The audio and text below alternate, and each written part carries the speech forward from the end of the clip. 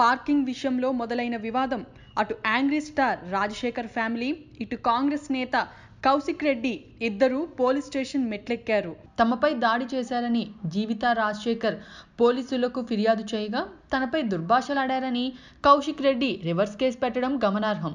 మంగళవారం మధ్యాహ్నం హైదరాబాద్ జూబ్లీహిల్స్ పోలీస్ స్టేషన్లో కౌశిక్ ఫిర్యాదు చేశారు.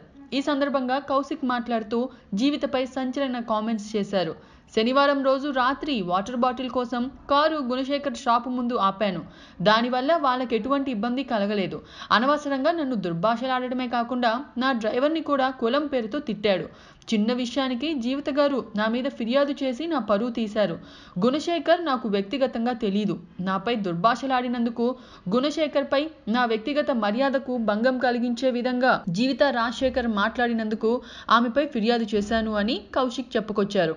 నా డ్రైవర్పై కులం పేరుతో మాట్లాడినందుకు SC/ST యాక్ట్ కింద కేసు పెట్టాడు. జీవిత రాజశేఖర్ గతంలో చిరంజీవి, అల్లు అరవింద్ పై కూడా ఇలానే ఫిర్యాదు చేసింది. గుణశేఖర్ నాపై చెయ్యి చేసుకున్న తర్వాతనే నేను అతన్ని నెట్టివేశాను. CCTVలో అంతా కనిపిస్తున్నాయి. వారానికోసారి కోర్టు మెట్లెక్కే చరిత్ర జీవిత రాజశేఖర్ది. తనను తాను పాపులర్ చేసుకునేందుకు ఇలాంటి ప్రయత్నాలు చేస్తున్నారు. జాతీయ జెండా మోసిన వ్యక్తిని నేను. నన్ను రౌడీ అనడం నా మనసును తీవ్రంగా కలిచివేస్తోంది అని కౌశిక్ ఒకంత ఆవేదన వ్యక్తం చేశారు. కేసు నమోదు చేసుకున్న పోలీసులు దర్యాప్తు చేస్తున్నారు.